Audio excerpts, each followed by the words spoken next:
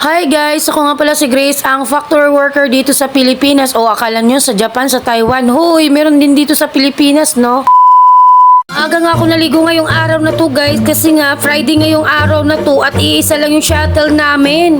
Bali ang shuttle pala namin ngayong araw na to guys ay baya-baya. Kaya naman inagahan ko talagang maligo ngayong araw na to. Hindi nga tayo pwedeng maiwan ng shuttle ngayon kasi nga ngayon ay double pay guys. Paldo yarn.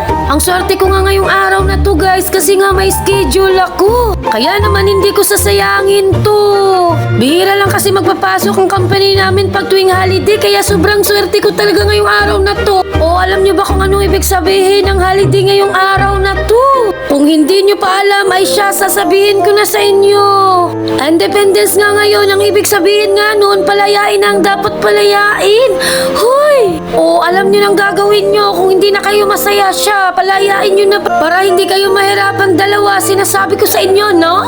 O joke-joke lang yun ha, baka naman seryosohin nyo masyado. Bahala kayo dyan. Ang daldal ko talaga, no? Hindi ko na alam kung saan to papapunta yung vlog ko na to. Hoy! Bali tapos na pala ako sa mga gawain ko, kaya ito naman ako kinuha ko na yung bag ko. Maiwan na nga ang lahat, wag lang yung lunch bag ko at tubigan ko. Sinasabi ko sa inyo. Araw-araw nga akong may dalang baon at saka tubig. Sinasabi ko sa inyo, lagi ako nagtitipid. Sa panahon niya ngayon, kailangan natin magtipid-tipid. Alam nyo na napakamahal ng mga bilihin. Sinasabi ko sa inyo. Hindi naman masamang magbaon. Sinasabi ko sa inyo, kaya kung kaya nyo namang magbaon, magbaon kayo.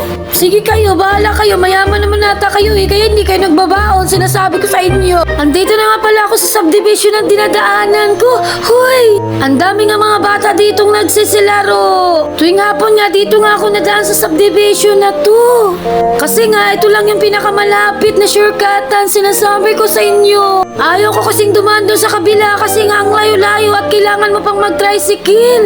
Magkano din kaya ang tricycle? Kaya nga nagtataga talaga ako ditong maglakad. Sa mga oras na nga yan guys, nandito na nga ako sa labas ng subdivision. Tapos tumawid lang ako at tamang tambay dito kasi nga nag-aabang ako ng jeep. Bali dito na nga ako nag-aabang ng jeep kasi ayaw ko nga sumakay ng tricycle kasi madudublihan ako ng pamasay. Bali dumating na nga ako dito sa antayan ng shuttle at eto na nga sobrang aga ko ang dumating.